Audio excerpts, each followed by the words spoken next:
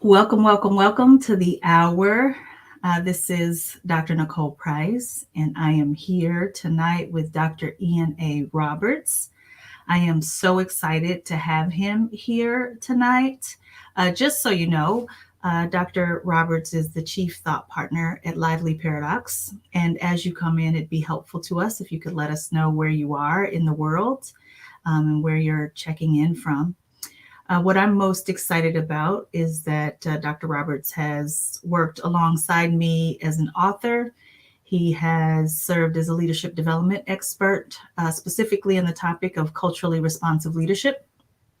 He's an executive coach and one of the most radically empathetic practitioners on the Lively Paradox team, and I can attest to that personally. His specialties include taking organizations from good to great, and he's currently on assignment in Erie, Pennsylvania, working as the superintendent or serving as the superintendent of Mill Creek Township Public Schools. Dr. Roberts, it is a pleasure to have you, sir. Dr. Price, I am humbled, and it certainly is a pleasure as well to be on with you and all of our listeners from around the country and around the world. So, thank you for having me. Data rich and action poor. What a topic. Yeah, so I always like to talk about myself first because I think it's helpful to talk about how I get it wrong. And when I remember being in an organization working, and people would want me to do things that sometimes I just didn't want to do. And when I didn't want to do something, one of my ways to distract people from whatever it was they were asking about, it could have been employee engagement, it could have been organizational change, it could have been some new initiative around efficiency. My strategy was to ask for more data because I knew that if I asked for more data, it was going to take 6 months at least for the person to come back to me with the information that I needed. And so I'd love to know what's kind of your experience with how people use data. I know I personally would sometimes use it as a form of resistance, but what's been your experience? Yeah, so let me start, if I may, by sharing the fact that even as I think about the timeliness of this topic, right? What does it mean to be data rich and action poor? We know that rich is often associated with just accomplishment or having abundance. And I often say when I talk about being data rich and action poor, which is the case of many teams and organizations, poor just being associated with a lack of abundance. And poor always have a negative connotation, right? I remind folks that the only place where poor is embraced and looked at in a positive light is in the Bible, where it talks about blesses the poor, for they shall inherit the kingdom of God. So that's why, and let me pivot now. How I've seen data utilized is exactly what you've just shared, and that is people tend to use data as a way of avoidance. Talking about data, Dr. Price, is not only important and timely, but it's mission critical for teams and organizations. Um, we cannot get away from the inevitability of having and using data, whether it's in sports arenas, whether it's couched in the form of statistics, talking about play-by-play decisions in the military, in school districts, right, in public health. And so I think just having an opportunity to discuss what are some ways for us to think about utilizing data really creates a sense of excitement to me. When I share this information today about us being on live today, the number of individuals who reached out and said, wait, I'm struggling with how to make sure I bring data into our culture. So I'm excited to talk about this and what it looks like and means for individuals who are on with us. I'm a football fan, and yesterday the Kansas City Chiefs, forgive the name, where they actually won the game against the Tennessee Titans. And when you're watching a football game, you kind of need to know how's the defense performing, how's the offense performing. Without that data, it's hard to know or to project who's going to win the game. And I'm a chemical engineer by degree. I actually value data. But I find that, and I'll just double down on this, that in today's environment, especially in the work I do, where we're trying to get people to be more inclusive, where we want people to create a sense of belonging for folks. If I'm working with municipalities, we want those organizations to make sure people are housed and fed and that the streets are paved well. But even when we talk about making sure people are housed, people are asking for data that shows that it's dangerous to live outside. Or when we're talking about inclusion, people ask for data to show, well, do people feel like they're not included? And I guess for me, I just want to know from you, what is it looking like on your end? Is there a problem with the amount of data that we tend to have and how people engage with it? Or is it not a problem? It's a problem, and the problem that I see is not that there's a paucity or a lack for us to have data. As a matter of fact, we have more than enough data. I'll never say that we have too much data, because I believe that the more data you have, it increases your ability to conduct a thorough and robust analysis, right, to inform decisions. And so the problem that we have is that while we are rich, we being not only in the work that I do with Lively Products or in schools and school systems, but there is more than enough data, right? Oftentimes we say that there's a plethora of data. We've been gathering data from time immemorial, but we have the data. The issue is people are reluctant and hesitant to use data to drive decisions. And so while we are rich in data, we are poor in actions. And one of the main reasons for that is because oftentimes data is viewed in a very negative light. Data is often used to either be punitive or evaluative, right? Let's think of how many times someone has said to a subordinate or even an athlete, when you show up to the meeting on tomorrow, we're going to talk about your data, right? And when that conversation is initiated, the first thing that comes to mind is this is either evaluative or it's going to be punitive. Mm. So that's challenging, right? We have more than enough data at this time. We just have a paucity of actions. So when I hear someone say that we're going to have a lot of data, that we're going to have a data meeting, most people think about it in terms of it's going to be negative towards me. Is that what you're saying? 100%. And that has been the old paradigm.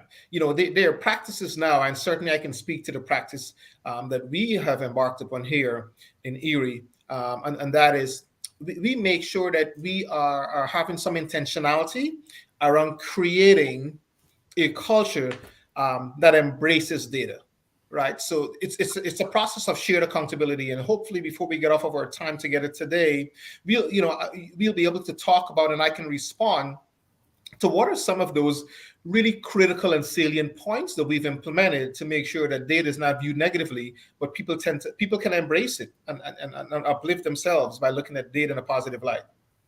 And so what are some strategies you use to help people look at data in a positive light? Absolutely. So one of the first things that we say is when you're going to make decisions, particularly when you're elevating and utilizing data, make sure that those who will be impacted by those decision points have a seat at the table. There's a Senegalese saying that in order for you to cut a man or woman's hair, it would be better if you have them in the salon or barbershop, right? Change their reality, their existence. It's better for you to have them sitting at the table. And so there are a couple of things that we do. One, make sure that we over-index on this message that to people that when we look at data, we're looking at data to sort of build relationships. We're looking at data to what I call to utilize the ACE, right? So data should be used to ACE. The A is to accelerate. You want to be able to use data to accelerate the performance of you as an individual, your performance as a team, or your outcomes as an organization. The C is data should be used to celebrate outstanding achievement. And in instances where the achievement at any given time is not where you want it to be, you should still celebrate at least the growth that is happening, or celebrating where the organization is making progress towards where it wants to be. And then the E in the acronym ACE is to really elevate, right? Data should be used to elevate investment in teams with regards to their mission and vision. It should be used to elevate the morale of teams. And this is such a critical point, Dr. Price, when you think about morale, because oftentimes when data is viewed and used negatively, it can certainly deflate those who are involved with producing the data or the outcomes. And that's not something that you want to do. So one of the things that we focus on is really on the ACE, right? Accelerating performances to make sure we're constantly celebrating just minor progress and growth. And of utmost importance is really using data to elevate the morale of individuals in the team. Yeah, for the most part, everyone wants to be on a winning team, on a team that is showing effort towards doing well. So, some of the listeners might not know that you are an Olympic athlete. And in order to compete at that level, you have to look at your data, and you have to look at it constantly in order to improve your performance at the Olympic level. And so I'm imagining that informs the way you perceive data, that it is not something to be scared of, but something to help us know where we are. So is it fair to say that do you look for opportunities where we need to be better, and you also look for opportunities where we need to celebrate people, or is it a balance of both? Is it help us understand that a little better? Yeah, it's a healthy balance of both, Dr. Price. But what I don't want to have happening here is that your hundreds of listeners start to send me inbox messages challenging me to a race, because being an Olympic athlete has been a few Olympics ago, so the legs are not as fast as they used to be. But yeah, it's an excellent question. So I think when we utilize data, there's another acronym that I want to utilize, right? Because I think in creating the right data-driven culture, these acronyms helps individuals to feel much more comfortable with navigating data. So I think of the acronym ICE. Data should be used to inform, challenge, and engage, right? It should be used to inform the person or persons or the team that is interacting with the data about the brutal facts. Here's our current reality, here's our performance, but it doesn't mean that this is where we're going to stay. When you put the data on the table, the C in ICE is to challenge. The data should be used to challenge the thinking of every person who interacts with the data, and to push and challenge their mental models as well about why the performance is the way it is, what are some key actions that need to be taken, and when those actions are taken, what happens if we still do not see progress? Then how do we come back to the drawing board and after action review? But what is critical is the E in the acronym ICE is to engage. You must be ready and willing to engage not only those individuals who are decision makers, right? One of the misconceptions that we have in organizations and on teams is that the individuals who are the key decision makers, who are in the C-suites, tend to want to control how data is shared, analyzed, and utilized. It's critical. It is mission critical that you have any individual who will be impacted by data sitting under the table. Yeah, if I should double down on my experience as an Olympic athlete, I'm thinking of the number of coaches that I've had. The most effective coaches, the better coaches, were the ones who would sit with me and go through a series of workouts, or have a menu of workouts, if you may. We would look at the times that I've run over the last week or a couple of weeks and ask me the question, how are you feeling? What do you believe are some of the workouts we should be focused on? And if these workouts don't work, what should be next steps? So while I understand that the coach ultimately will be the decision maker, it inspired me to know that I had a say or had voice in the conversation. It's the same practice we have right now in Erie, Pennsylvania, in our school system. We enlisted the voices of all of our school and district leaders to make sure that they had input into what kind of data protocol we were going to utilize. And while there was some initial reluctance, I would challenge anyone to poll or ask the folks here in Erie, PA, or with whom I've worked, how are they embracing and engaging with data? And they would say, while there's still a little bit of reluctance, they're doing so knowing that it's not being used to evaluate or penalize them. It truly is being used to make them better. And that's the goal. We sort of push everyone's thinking around recognizing that while you have to confront the brutal facts, and you may not be where you or your team or your organization's performance is, know that if you use data in the right way, knowing that you have a plethora of data, and you come up with the right analysis and action plan, you will get to the desired outcomes. There's a saying that you share with me oftentimes, and it is, there are children or people at the other end of our data points. Yes. What are some things you do to humanize data? Because let me give you a current scenario that we're dealing with here in the heart of Yeah. the nation. Um, a school district is needing to close some schools because of low attendance. Yes. And the data that's being shared is all logistical, almost all quantitative. What's it going to cost? Number of schools, number of children impacted. But there are things, they're qualitative things like impact on culture, impact on neighborhoods and community. How do you blend two cultures together once you decide where these other children, where the children are going to go if their school closes? How do you make sure that the actions that are tied to qualitative data, those things that there aren't real good numbers or a return on investment for, how do you make sure that people are paying attention to the people at the other ends of those data points? What strategies do you use? Yeah, absolutely. The first step is something that you alluded to, and that is to remind people that we absolutely have to humanize data, right? So we know that there is a desire and a strong appetite to focus on the quantitative aspect of data, the number, right? Statistical outcomes. The qualitative data is one that has tremendous value. One key strategy is I encourage individuals when they are coming to a data meeting to make sure that there is a photographic presentation of the data points, right? Particularly sharing photographs of individuals who are at the end of those data points. So, Case in so point, okay, go ahead. case in point, to have teachers, for example. So when teachers are talking about students in those data rooms, to make sure that every single student, there's a photograph attached to the end of the student's name, so we know who we're looking at, who we're talking about, and this is not just a number that is out in the sphere. So let's say I was needing to um, engage in layoffs. Yes. You're saying that for every person we're talking about, we wouldn't just say, hey, we're having 10 layoffs in marketing. We would actually use photographs to humanize the data.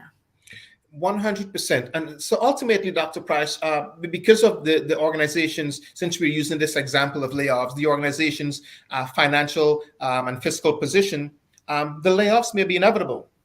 But what will happen is in the conversation at the conference room table, when you humanize the data and the discussion, you're more likely to have an empathetic approach, right? So instead of just saying this person will know this employee ID number, or we're going to change the position of, you were looking at, we're talking about Nicole, or we're talking about Ian. And so what can we possibly do to result in a different outcome so that we're saving Nicole or Ian's job?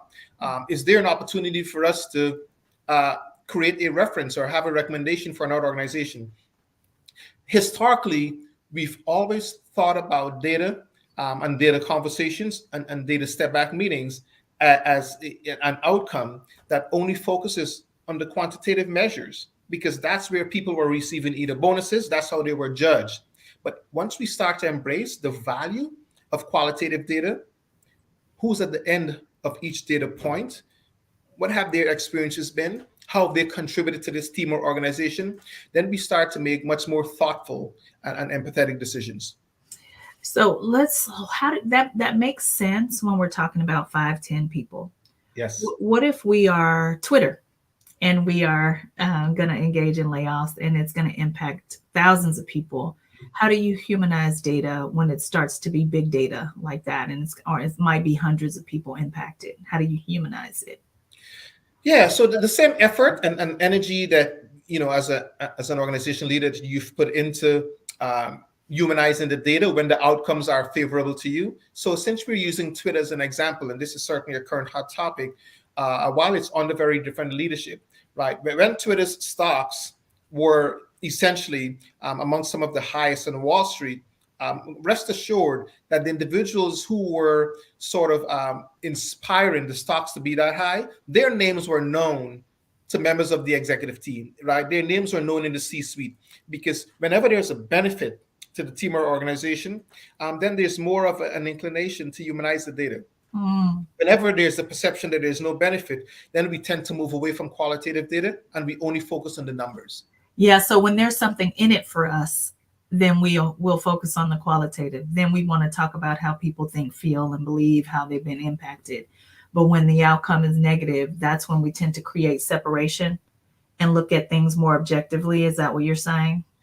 Absolutely. It's what I call sort of selective decision making when it comes to looking at data, right? So when it benefits the individuals, when it benefits the organization, then and only then are we willing to highlight and call out and share the qualitative experiences of those who have been major contributors. But when we have to go in a different direction, it is not. It is not. So we're inconsistent. We are broadcasting live across Facebook, LinkedIn, and YouTube. And I'd love to know from people if they could type in the chat what are some points that they think people tend to overlook or overvalue when we're talking about data in their organizations. I'd love to know what they think. But you're here with me tonight. And so I'd love to know, what do you think people tend to undervalue when you're trying to involve them in data meetings?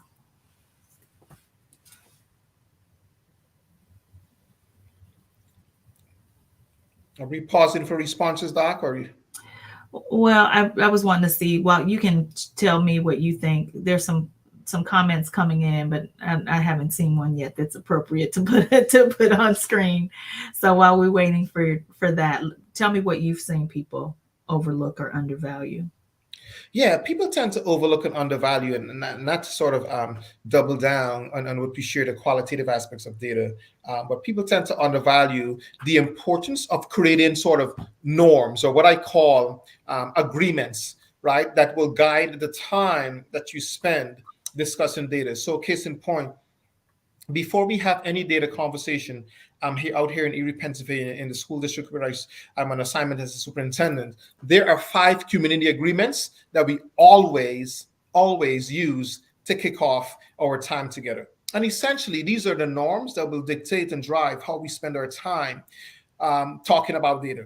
The first community agreement is to pay attention to heart and meaning, right? And what I share when I share this first community agreement with individuals is that while I recognize that there's so much more work that they have on their plates, the fact that they were summoned to come down to a boardroom or to come into an office to talk about data tells me that they've put a lot of heart into this work, because they want to make sure, right, that the work and the data is received in a way that it should. And so it's important for you to let those individuals who are sharing their data know that those on whose ear the data falls is willing to reciprocate that.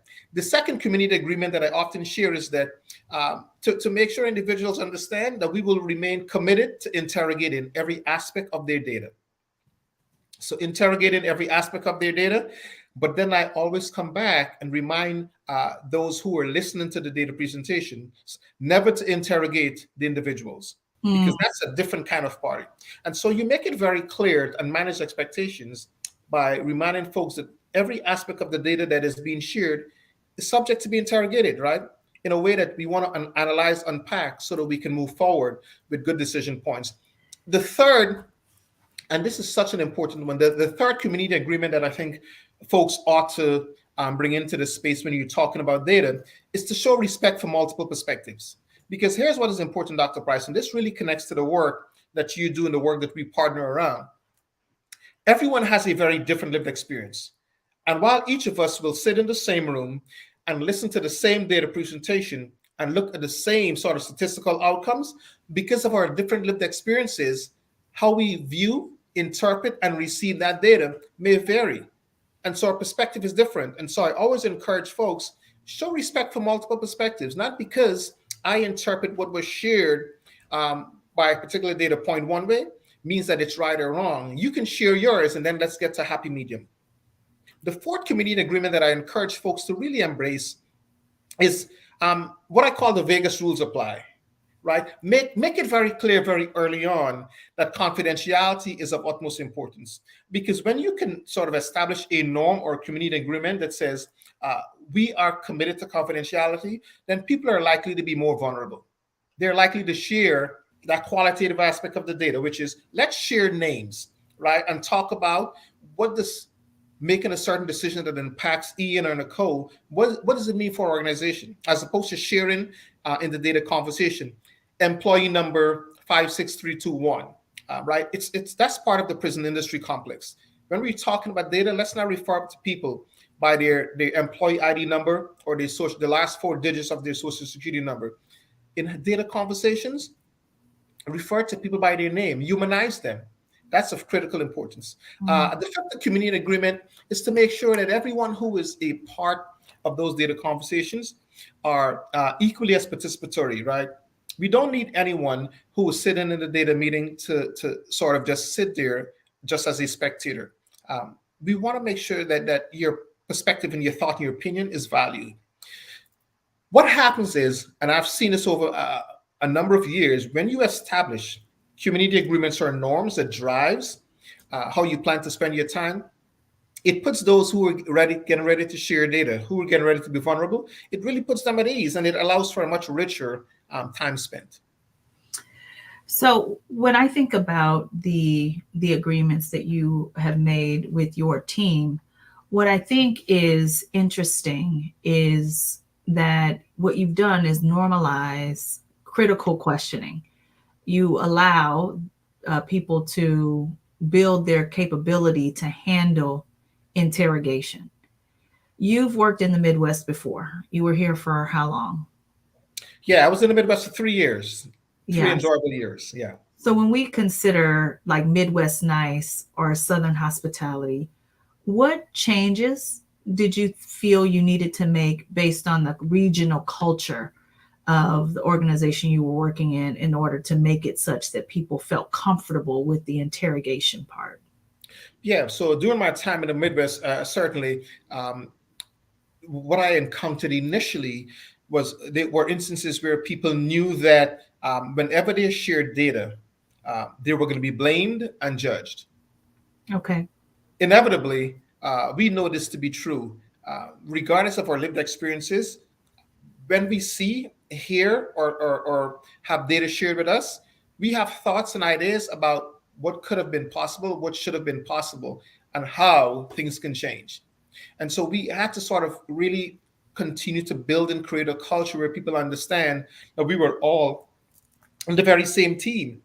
And that was hard for folks to, because of positionality, was hard for them and difficult for them to embrace, right? So because of positionality, where you have individuals who are in the C-suites, and then you have some who are not, teachers and principals, for example, principals and district office leaders, nurses and doctors, doctors and hospital administrators. Because of positionality, people have a reluctance to be vulnerable, to really share data in a way that can benefit everyone. Yeah. I'm glad you said be vulnerable, because you're giving me Dr. Ian Roberts with two doctoral degrees. You're being very poised, and I want you to give it to the people straight. Okay. I'm ready. Yes.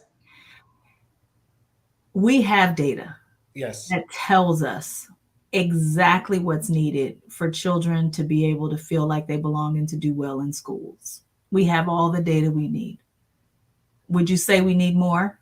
We do not need any more data. Anything else that we are able to gather right now is icing on the cake. We have all of the data in the K-12 organizations in this country, almost 15,000 school districts, public school districts and private and charter included, about 51.5 million children in K-12 education organizations. We've looked at data so much since the 1965 Elementary and Secondary Education Act that we know exactly what is needed to meet the needs of all. So tell me this, what gets in the way of us meeting the needs of every single child when we know we have the data? We can even predict what the outcomes are going to be based on the socioeconomic class of the child, based on the race of the child, based on whether or not the child has any special need. So what is keeping us from doing what's necessary, given that we have all the data we need?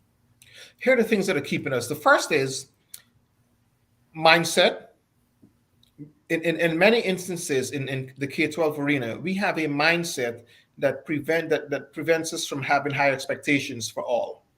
I can tell you, in K-12 institutions across this country, students who fit a certain demographic, who live in a certain zip code or come from certain households, automatically are viewed as in students who will achieve at high levels. Students who do not, who fall into what we call the historically marginalized groups, and certainly these include students with IEPs or students with disabilities, we have we have lowered expectations. The second impediment, the second thing that really gets in the way of us really becoming action rich, because again, we have the data, is an unwillingness to change our own perspectives based on our lived experiences. Right. There are many people who, because of the level of comforts of operating within spaces that they feel comfortable, would not allow them to make tough decisions, to have courageous conversations with their peers and their colleagues. You know, there were too many instances in my 20 plus years as an educator where, you know, I've heard adults who used continuously deficit language when they're talking about children. Conversely, I've worked with thousands and thousands of adults and educators who've had a lot of success because their focus was on using asset-based language, right? Very critical. Third point and third impediment that really gets in the way of allowing us to be action-rich is because there are some individuals with this mindset that this too shall pass.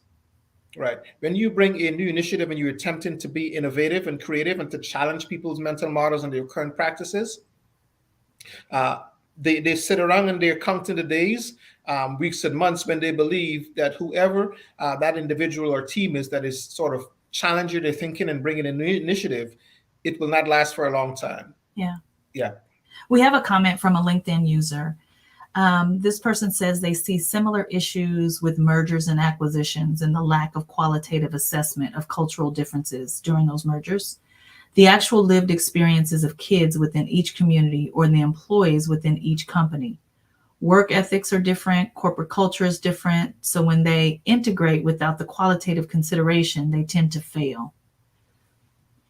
So this person's really just showing us, are talking about the comparison between what does this look like in schools and then how does it apply in organizations as well. And so when you talk about there's certain children based on where they live who we don't have high expectations for, the way I hear that in organizations show up is when we're talking about recruiting, there are certain people for whom we look at their potential when we're trying to decide who we'll fill positions with, and other people we say they need to be qualified, and those qualifications mean you need to meet all the basic qualifications, all the additional preferred qualifications, and then perhaps have some additional things we hadn't even considered, and then you'll get the opportunity. And so how do you make sense of, in some regards, we lower the expectations. Mm-hmm. In other regards, we like raise the expectations in terms of like what's expected, and how do you help people become aware of those differences in ways that so they don't feel shamed and blamed, yes, but they feel like that they can use the information to actually take action. Yeah. So, you know, one of the missed opportunities that we see in many organizations, right? And this transcends education, but allow me to speak to education first, if I may, and also aligns to healthcare. Because of people's implicit biases, they make decisions that certainly only elevates the experiences of folks who either look like them, who come from a certain background or have a certain demographic makeup. So we need to have implicit bias training and conversations with individuals so that they understand how they are sort of perpetuating a lot of sort of disparities and injustice in whatever field they're working in based on their lived experiences. In making decisions, in order to sort of at least attempt to make equitable, sound, and prudent decisions, you have to put some structures in place, right? Mm-hmm. There's a decision-making checklist and protocol. I know that Dr. Price, you and I have massaged and worked on and created. And you know what? Let me tell people that if they're interested in that decision-making protocol, that they can send us a note at livelyparadox.com, and we'll happily share it to anyone who's interested in the decision-making protocol. Forgive my interruption. No, and that's great, because one of the outcomes of this time together is I want people to be able to walk away with some nuggets, right? With something for their toolbox. And so in responding to the listener's question about how do you make decisions, especially during critical mergers between two teams and organizations, is the very same way I think you should consider how to make those decisions when you're thinking about decisions that impact schools. Here are a series of questions you should ask. First of all, what is the problem or issue that you're trying to solve? Because when you decide to embark upon a merger, there's a problem at hand, there's an issue, there's something that you're trying to solve. Since we're talking about data, the next question to ask oneself individually or as a team is, what is the data or the research that really helps to define the problem that we're currently looking at? Yes, it's a merger. We're bringing two different cultures together, two different organizations. What does that mean to us? It's important for the team to think about what is the current state, right? Why are we looking at this merger? Why are we looking to make a change to a particular classroom? Why are we considering changing a school leader and putting the school leader in a different school, right? Is now the right time for us to make this decision? Timing is of the essence. Oftentimes we make decisions in response to either a public outcry or we make decisions that are not grounded in data. Dr. Price, I think you know this about me, and I have to reiterate. Anyone who has worked with me, certainly now in my current role out here in Erie, my team knows that if you're ever going to sit at the table with me to have a conversation, particularly if we're looking at addressing a complex issue, you must come to the meeting with data. Credible, reliable data. Yeah, so I mean, yes, you must have credible, reliable data. I love the questions, right? Because we use this decision-making framework internally as well. Yeah. And Doc, I can't help but continue to think about the times when data is presented to people. Mm-hmm. And I'll go back to creating inclusive cultures or working on engagement or working on creating a sense of belonging. Do you know how many times organizations talk about employee engagement surveys? And the question is, how will we know that it's working? Well, why wouldn't you do things that are proven to make people want to stay in your organization? Why wouldn't you do things that make people feel like they want to give a little bit of discretionary effort?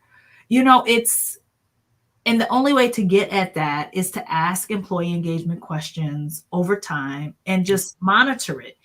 But just as well as I do that we'll say, okay, let's hire a consultant. Let's see what they're going to tell us when we didn't do anything with the information the consultant gave us last time. Yes. We just act like it's not credible. And I know I'm talking about a different issue than you are. There's some people who don't have data at all. They're making decisions based on their own lived experience. But then there are those people who are using data as a form of resistance, saying, well, how do we know people don't feel like they belong when we know our recidivism we were talking about prison system. So I think that's where that comes from. Sure. Where our retention rates are so low and we know we have a culture problem, but we want to hire a consultant to do 6 months worth of data research to tell us why. Yeah, and what you just described, Dr. Price, is the epitome of what it means to be data rich and action poor, right? When you've looked at organizations or teams, many of whom have consulted with 2 or 3 different groups of consultants in the last 5 to 6 years. And each time there is strong alignment in the data that each of the consultants would have found. The impediment that's often self-imposed is where there's a reluctance to take the appropriate action, to shift the narrative to get to the desired outcomes.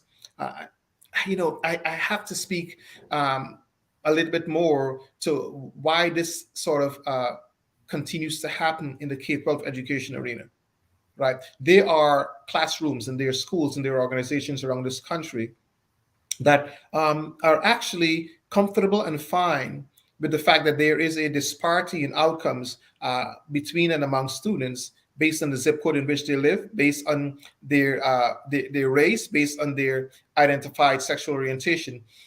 We are still continuing to utilize data to be destructive.